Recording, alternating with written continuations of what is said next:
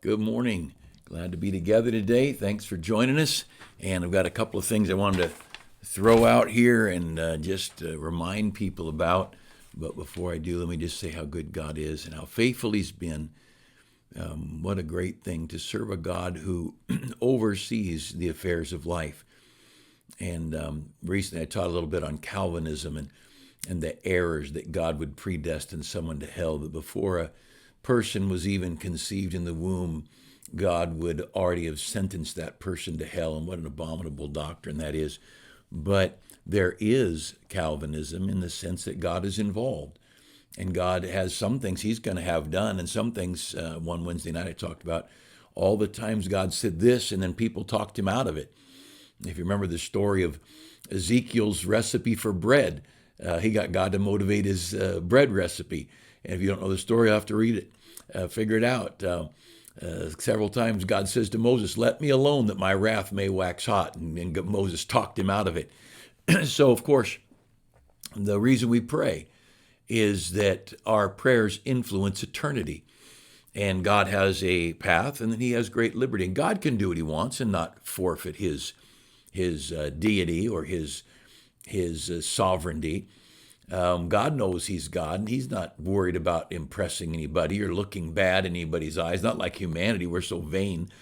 God is a great God, and He does a lot of whosoever will. He does have you have not because you ask not. And so here's what you're getting. But if you'd have asked, you could have got this. But since you didn't ask, you're going to get this. So, but I do, without any doubt, believe that God is sovereign. I also believe that God is willing to let us influence His choices. And to me, that's a wonderful thing. And we serve a great God. In the midst of all of the mess our government is, in the midst of all the mess our world is, the Bible stays true. The church has done well. And in some generations, the church I think it was Spurgeon who said the church like a mighty river. He's talking about the Baptist church, flows underground and hard to find, but it's still there. The truth, the old-fashioned Bible-believing Baptist, and sometimes called by their names, but always the same basic tenets of their faith. And it's a great thing to be a child of God because He does know and He does care. We'll talk about that in a minute. But I wanted to mention a couple of things. One, I was just looking at a prayer letter from a good friend of ours, Rick Watkins. He's been in Australia since 1977. And what a great guy. And they've had plenty of burdens and heartaches. But if you think to pray for Rick and Anita, they've got two married kids. And they're just the great kids. Kids attended our school for a while when they were here. They stayed home for a year and a half. I can't remember exactly how long, some time ago. But good kids and wonderful parents and great people in the ministry. They're way over in Perth, if you don't know about it. That's far, far west Australia. Sydney is far east, and about as far as it is across the United States from Sydney to Perth. But they're a great couple. They're here, just showed up, just passing through. Had to take care of some things in the States and slipped out when they got when the Gestapo let them out. Got to be careful what I say here. But it does, just so you know, we are any day now going to have this rolling, so we'll be on Rumble. But we're staying on YouTube as long as they'll let us. But just so you know, it's a bigger platform. We've got a lot more people already signed up. It's more familiar to people. The other thing I want to mention is our couples conference coming up October 13, 14, and 15. Thursday night, the 14th. On Friday, it's a morning time, and if you come to church, you'll hear more about it. But the goal of this is as much fellowship as it is teaching. It's a little different than some of our conferences. Our whole fall program is different. You'll hear about that a week from Sunday. But Friday morning, a Q&A time, and then a couple of hours of lunch and fellowship and stuff down in Old Town Temecula. And then Friday night, a nice tailgate party. It's a football theme. Friday night be a good dinner. Thursday night dinner as well. Friday night dinner. And Kirk Beard will be speaking for us. Pastor Beard's been up in Hemet over 20 years. Saturday morning, we have a big breakfast and then sessions together on Saturday morning. And hope you can come join us, be a part of it. It'll be a good time together for fellowship as well as nurturing your marriage, for married people. And I want to take a minute or two and talk about just some thoughts. You have burdens, and I do, and we all have our share of burdens. We live on this planet, so there's burdens. We might fret over our children or grandchildren. Perhaps it's our nation. We get concerned about what's going on in Washington or Sacramento, and often I'll go to God and mention the verses in Jeremiah where God sometimes will pluck up a nation or plant a nation. That's up to Him. He's God. And as God, as I said earlier, as a sovereign God, He has a plan, and some things He's going to do, and it's no business. It's just going to happen. Sometimes He's got a plan, and who gets involved is in the plan. Remember, Jesus said, it is necessary that offenses come, but woe unto him by whom they come. So it's one of these warnings. There's some bad things going to happen, but make sure you're not the one causing them. So someone is going to betray the Savior. Don't you be the one to do it. Someone is going to these things, but don't you be the one to do the wrong. And but God has some national plans, sometimes to pluck up, sometimes to plant. And even in our own smaller world, this little corner of the world that you and I live in this little corner of time out of thousands of years of human history, God's involved. And God is not dead. And I think we should plan. I've mentioned to our people recently, the horse is prepared against the day of battle, but victories or safeties from the Lord. So nothing wrong with preparing. We should prepare and we should plan and we should be diligent. The hand is a diligent maketh rich, Proverbs says. So we should organize, we should plan, but the victory's God's. And with that, we should rest in just doing our best. Plan, organize, work at it, do everything we know how to do, and then step aside and say, I'm going to leave the rest with God. And I'm going to trust Him, and I'm going to lean on Him. Let me just show you a couple of verses. In 1 Samuel chapter 14, and I think in regard to health, I think it would be good if we get a little exercise. We get older, it gets harder, but I think our young people are out of shape. As kids, I think kids need to move. You watch a young a deer, a horse, a goat, puppies, cats. In the animal world, it's all instinctive. They're running, jumping, rolling, tossing, turning, and that one of the things that social media and screens and videos have done, if they've gotten kids sedate. And kids are soft and overweight, and your body needs to grow and develop and muscle tone. And how's God going to call somebody to cross mountain ranges and go up into Tibetan monks' monasteries to get them the gospel when the kid can't climb the stairs without stopping and huffing and puffing? And we need to exercise. And as we get older, I think being careful with our diet a little bit. I'm not an extremist, but we should be a little guarded. We should try and get a little exercise, much as our body, as you get older, it gets harder to do anything. Your exercise is getting up and getting dressed, and you're wore out for the day. But we ought to try. But understand this, your life's in God's hands. My life's in God's hands. You know stories as well as I do of people who just neglected their body, and they lived to be all this old age and healthy all the way through. And other people who were very careful and diet conscious, and they got a disease and died young. And a lot of it is genetics. A lot of it is God putting these things together, and it's from, there are families that live long, and there are families that are more prone to cancer, and maybe it's a weakness in the cells, the molecular structure. I don't know, but it does seem some families have more cancer than others. It does seem families have more heart disease than others. Some years ago, when I was having a little bit of heart problems, the first thing the doctor did, want to know about my family members and their heart. Did any die of heart attacks? And my natural father died at 72 or 73, somewhere in there. He asked about my parents. I said that my dad had died of a heart attack, and he said, How old was he? I said 72, 73. He said, oh, that doesn't matter. You get that old, that's anybody could die at that age of a heart attack. He was thinking more, if you have a 50-year-old parent that's died of a heart attack, you better be very concerned. So there are some things. But though there are those things, God takes care of us. And we need to step back and trust him. And a merry heart doeth good like a medicine. God is a sovereign God, and God has plans. And if I could relax and you could relax and trust him, we would all be happier and probably be healthier and we'd be able to eat more ice cream. But in 1 Samuel 14, I'm just going to read one verse here, maybe a couple verses. Jonathan and his armor bearer going up to two of them. And there's a group of maybe 20, 30 people up on this hill. And they're just going to go up and see if God's going to work. And in 2 Samuel 14, verse 6, Jonathan said to the young man that bare his armor, come, let us go over unto the garrison of the uncircumcised. It may be that the Lord will work for us, for there is no restraint with the Lord to save by many or by few. God can do as he sees fit.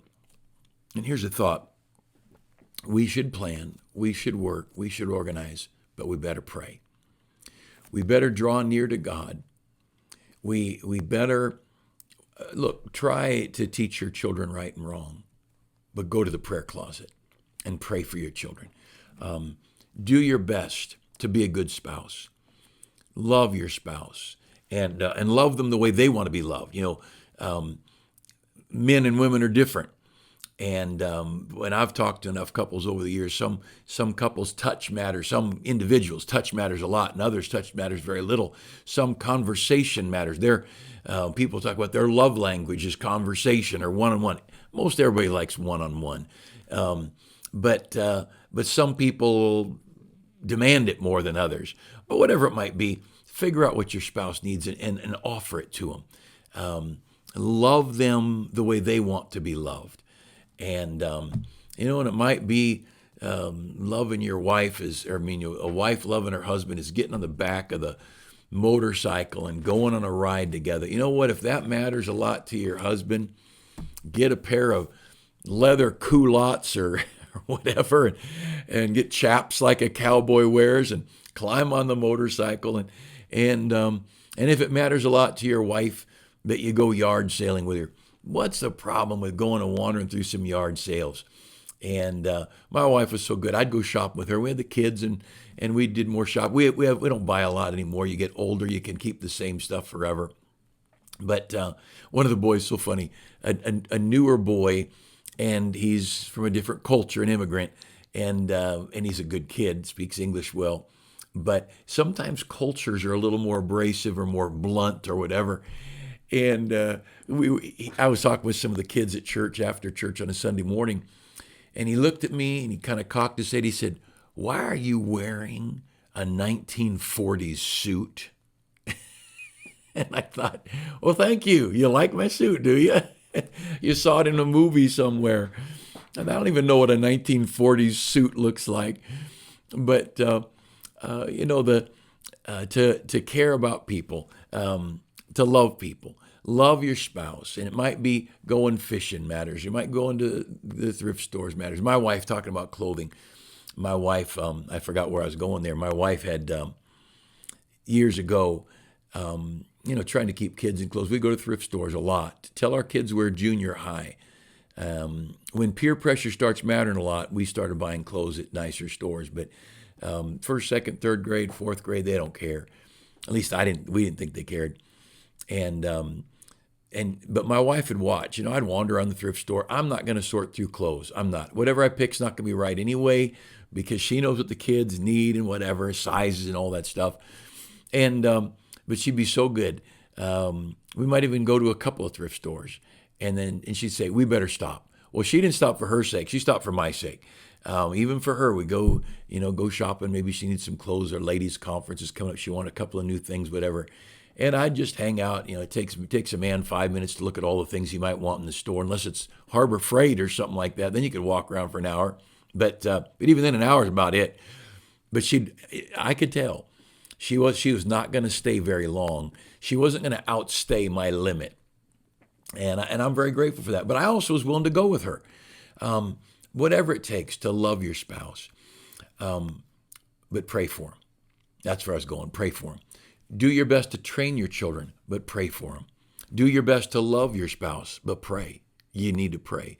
Do your best. You plant a garden, fertilize it, do whatever you do to have a good garden, get it all soil prepared and all that stuff. But it wouldn't hurt to ask God to bless it and keep the bugs away or the rabbits away or whatever it might be. You see, David said there is no restraint with the Lord to save by many or by few. And it is God that works. In these battles that we face, we need God involved. If you go over a couple pages to chapter 17, 1 Samuel chapter 17 and verse 47, 1 Samuel 17 and verse 47, it says, in this assembly, now this is the story of David and Goliath, and so it's the proclamation going on. This assembly shall know, I'm in chapter 17, verse 47, this assembly shall know that the Lord saveth not with sword and spear, for the battle is the Lord's, and he will give you into our hands. As David telling Goliath, the Lord doesn't save. You got a shield, you got a sword, but it's God who saves. And again, I want to encourage you, pray for your church. Wherever you're going to church, pray for your church. The devil wants to destroy churches. The devil has no end of his people he manipulates, and imps and demonic forces that would cause grief to the work of God. Governments, certainly there's evil powers trying to corrupt governments and take away freedoms and take away the things that would please God. And pray for your governmental leaders and pray for your family. Pray for the teachers in your school. Pray for your kids' school, certainly. The wicked one wants into the schools of America. In most cases, he's been welcomed for some years. But the battle's the Lord's. And as we read there in verse 47, all the assembly shall know that the Lord saveth not with sword and spear. The battle's the Lord's. If you want to go over to 2 Chronicles chapter 20, 2 Chronicles 20, and there's a similar verse. This is the same chapter, the same principle. Chapter 20 of 2 Chronicles in verse 15. He said, hearken all Judah and inhabitants of Jerusalem, and thou King Jehoshaphat, the preacher's talking to the crowd. Thus saith the Lord, you be not afraid nor dismayed by reason of this great multitude, for the battle is not yours, but the Lord's. You know what? We want God. We want God involved in our affairs. We want God intimately involved. That's why I don't want to displease him, because I need him. That songwriter, I need thee every hour, most gracious Lord. No tender voice like thine can peace afford. I need thee, oh, I need thee. Well, I can't go offending God and blindly ignoring the scriptures and think I'm going to have his hand. When that child of yours is in the hospital and you don't know what the doctor's going to say, how the surgery is going to work, when you're sitting there in the employment situation and it's you get the job or someone else gets it, when you're you own your own business and you're getting a contract or you're not getting a contract, I'll tell you what, you want God. You don't want to have offended God. I remember the story of our pastor. He had pastored in Texas and went to Indiana, and there was an emergency. One of his girls was bleeding to death in surgery, and just a very sudden, no warning, simple surgery became very life-threatening. And he said, I got on my knees and went to God, and the first thing was the face of a deacon in his old church. And he realized he had an offense toward that guy. He had bitterness toward that guy. And he said, I told God, I'll talk to him, I'll get it right. And I think he even tried calling right then, but it might have been the middle of the night, whatever. But anyway, he made a promise to God, I will get right with that man. And he did. He ended up getting a hold of the guy and telling him he's sorry for the things, the harsh exchange, whatever it was that went on. When you get to that hour, that evil hour, that dreadful hour, when you want God, you don't want anything between. The song, again, the hymnal says so much doctrine. Nothing between my soul and the Savior. Not of this world's elusive goods. I don't want anything in this world to mean more to me than Jesus. I don't want any sin between me and God. Because why? Because the battle is the Lord's. Zechariah chapter 4, verse 6. Zechariah is writing, is speaking to the people. They're getting ready. They're in the process of rebuilding Jerusalem after the captivity. And there, as they're rebuilding, they're looking at the size of the temple, the old one, the new one seems so much smaller, and on and on. And he said to Zerubbabel and the others, he said, it's not by might, it's not by power, it's not the size of your temple, but it's by the Spirit of God. It's not the amount of your bank account. It's the Spirit of God. That's what matters. Not by might nor by power, but by my Spirit, saith the Lord. And I want to encourage you, pray. Pray for your country. Pray for your church. Pray for your city. Pray for your state. Pray for your family. Ask God's blessing. Over in First Kings 19, Elijah's up in the mountain, and he's talking to God about, he's got some hurts in his heart.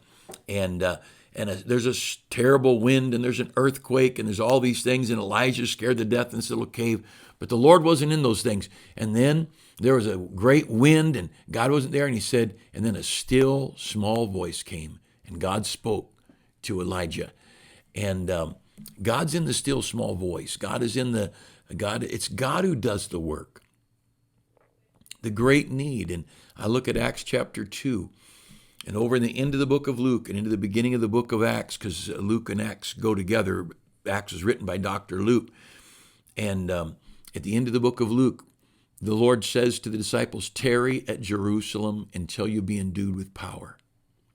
And then in Jerusalem, he gives the going away message, and he's caught up to heaven. And what do? They went into that upper room, and they stayed there and prayed and fasted until the power of God fell. I feel like a lot of our Bible colleges are trying to get kids academically prepared, but they're not spiritually prepared. I feel like we've got pastors trying to pastor churches, and they've got their social media set up. They've got their technology set up. They've got their all of their organization together. But it's not by might and it's not by power, but it's by God's Spirit. And now I want to encourage you, spend time with God. Seek God. Seek the Lord while he may be found.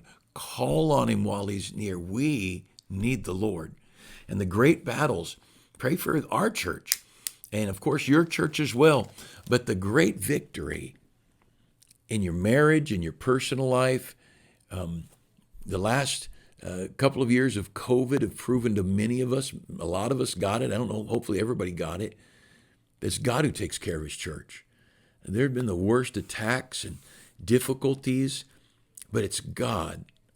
And what's great is as long as I've got God's blessing and his help, then the attack is not on me. It's on God. It's not on America. It's on God. And the stories of God divinely intervening from D-Day to battles around the world throughout history. God gets involved in military. God gets involved in children and children's lives and missionaries' lives. Oh, be a people of prayer. May we be, as I've said the last couple of Wednesday nights, may we be a people of prayer, because God's the one who brings the victory.